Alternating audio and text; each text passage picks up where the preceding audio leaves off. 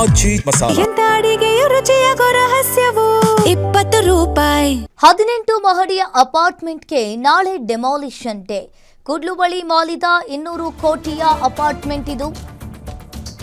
18 ಅಂತಸ್ತಿನ ಕಟ್ಟಡ ನೆಲಸಮಕ್ಕೆ ಜಿಬಿಎ ಈಗ ಬಿಗ್ ಆಪರೇಷನ್ ಅನ್ನ ಮಾಡಿಕೊಂಡಿದೆ.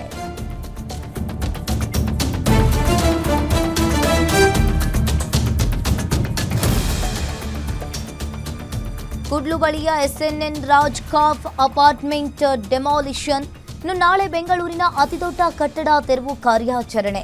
ಒಂದೆಡೆ ವಾಲಿರುವ ಕಟ್ಟಡ, ಇನ್ನು ಮತ್ತೊಂದು ಕಡೆ ಜನವಸತಿ ಪ್ರದೇಶ. ಇನ್ನು ನಿಯಂತ್ರಿತ ಸ್ಫೋಟಕ್ಕೆ 18 ಅಂತಸ್ತಿನ ಅಪಾರ್ಟ್ಮೆಂಟ್ ಸಜ್ಜಾಗಿದೆ.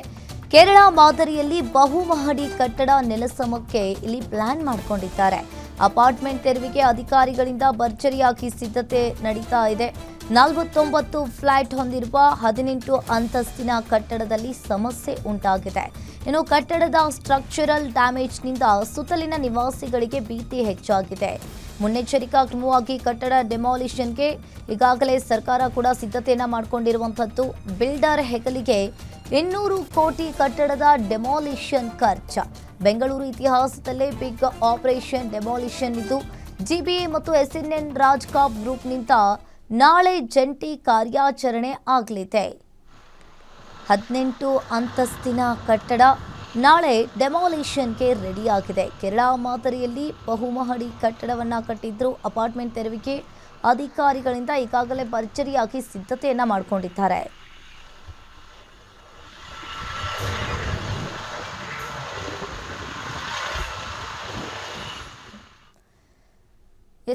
ನೀವು ಕೂಡ ದೃಶ್ಯಾವಳಿಯಲ್ಲಿ ನೋಡ್ತಾ ಇರ್ಬೋದು.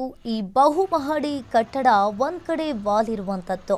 18 ಅಂತಸ್ತಿನ ಕಟ್ಟಡ ನೆಲಸಮಕ್ಕೆ ಜಿಬಿಎ ಅಧಿಕಾರಿಗಳು ಈಗಾಗಲೇ ಭರ್ಜರಿಯಾಗಿ ಸಿದ್ಧತೆಯನ್ನ ಮಾಡಿಕೊಂಡಿದ್ದಾರೆ. ಇದು ಬಹುಮಹಡಿ ಕಟ್ಟಡ ಒಂದ್ ಕಡೆ ವಾಲಿದೆ.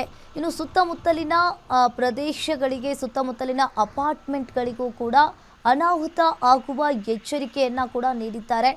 ಇನ್ನು ಒಂದ್ ಕಡೆ ಈ ಬಗ್ಗೆ ಹೆಚ್ಚಿನ ಡೀಟೇಲ್ಸ್ ಅನ್ನ ನೀಡ್ತಾರೆ ಆನೇಕಲ್ ರಿಪೋರ್ಟರ್ ಅಂಬರೀಶ್ ಫೋನ್ ಸಂಪರ್ಕದಲ್ಲಿ ಜಾಯಿನ್ ಆಗಿದ್ದಾರೆ. ಅಂಬರೀಶ್, ಈಗ ಕುಡ್ಲು ಬಳಿ ವಾಲಿದ 200 ಕೋಟಿಯ ಅಪಾರ್ಟ್ಮೆಂಟ್ ಅನ್ನ ಜಿಬಿಎ ಅಧಿಕಾರಿಗಳು ನಾಳೆ ಡೆಮಾಲಿಷನ್ ಮಾಡೋದಕ್ಕೆ ರೆಡಿ ಆಗಿದ್ದಾರೆ. ಇನ್ನು ಏನೆಲ್ಲ ಎಚ್ಚರಿಕೆಯನ್ನ ವಹಿಸಿದ್ದಾರೆ, ಏನಿದೆ ಡೀಟೇಲ್ಸ್ ಅಂಬರೀಶ್?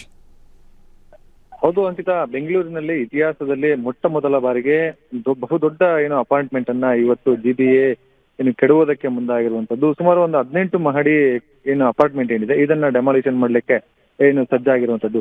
ಇದು ಇರುವಂತದ್ದು ಬೊಮ್ಮನಹಳ್ಳಿಯ ಕೂಡ್ಲು ಸಮೀಪ ಈ ಒಂದು ಅಪಾರ್ಟ್ಮೆಂಟ್ ಏನಿದೆ ಸುಮಾರು ಒಂದು 200 ಕೋಟಿ ವೆಚ್ಚದ ನಿರ್ಮಾಣ ಮಾಡಲಾಗಿತ್ತು. ಇದು ಏನಂತಂದ್ರೆ ಬೇಸ್ಮೆಂಟ್ ಮತ್ತೆ ಕಟ್ಟಡ ವಾಲಿಕೊಂಡಿದೆ ಎನ್ನುವಂತ ನಿಟ್ಟಿನಲ್ಲಿ ಇದಕ್ಕೆ ತೆರವು ಮಾಡಬೇಕು ಅಂತೇಳಿ ಜಿಬಿಎ ಅಧಿಕಾರಿಗಳು ಜೊತೆಗೆ ಆ ಒಂದು ಅಪಾರ್ಟ್ಮೆಂಟ್ ಮಾಲೀಕರಿದ್ದಾರೆ ಇವ್ರ ಜೊತೆಗೆ ಮಾತುಕತೆಯನ್ನ ಮಾಡಲಾಗಿತ್ತು. ಮಾತುಕತೆಯನ್ನ ನಡೆಸಿ ಈಗಾಗಲೇ ಸಂಪೂರ್ಣವಾಗಿ ಅದನ್ನ ತೆರವು ಮಾಡ್ಲಿಕ್ಕೆ ಕ್ರಮವನ್ನು ವಹಿಸಿದ್ದಾರೆ. ನಾಳೆ ಈ ಒಂದು ಕಟ್ಟಡವನ್ನ ತೆರವು ಮಾಡ್ಲಿಕ್ಕೆ ಅಪಾರ್ಟ್ಮೆಂಟ್ ಅನ್ನ ತೆರವು ಮಾಡ್ಲಿಕ್ಕೆ ಈಗಾಗಲೇ ಜಿಬಿಎ ಮುಂದಾಗಿರುವಂತದ್ದು. ಇದು ಏನಂತಂದ್ರೆ ಬೆಂಗಳೂರಿನ ಇತಿಹಾಸದಲ್ಲಿ ದೊಡ್ಡ ಒಂದು ಆಪರೇಷನ್ ಇದಾಗಿರುವಂತದ್ದು.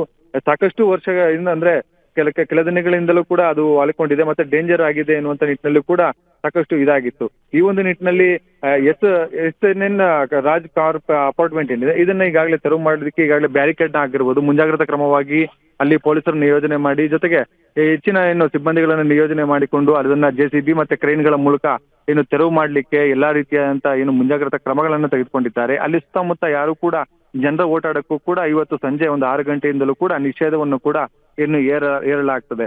ಅಲ್ಲಿ ಏನಂದ್ರೆ ಪ್ರಮುಖವಾಗಿ ಯಾವುದೇ ರೀತಿಯಾದಂತಹ ಅಹಿತಕರ ಘಟನೆಗಳು ಮತ್ತೆ ಏನಂತಂದ್ರೆ ಆ ಒಂದು ಕಟ್ಟಡ ತೆರವು ಕಾರ್ಯದಲ್ಲಿ ಏನೇ ಸಮಸ್ಯೆಗಳು ಆಗ್ಬಾರ್ದು ಎನ್ನುವಂತ ನಿಟ್ಟಿನಲ್ಲಿ ಸಾಕಷ್ಟು ಮುಂಜಾಗ್ರತಾ ಕ್ರಮಗಳನ್ನ ಈಗಾಗಲೇ ತೆಗೆದುಕೊಳ್ತಾ ಇರುವಂತದ್ದು.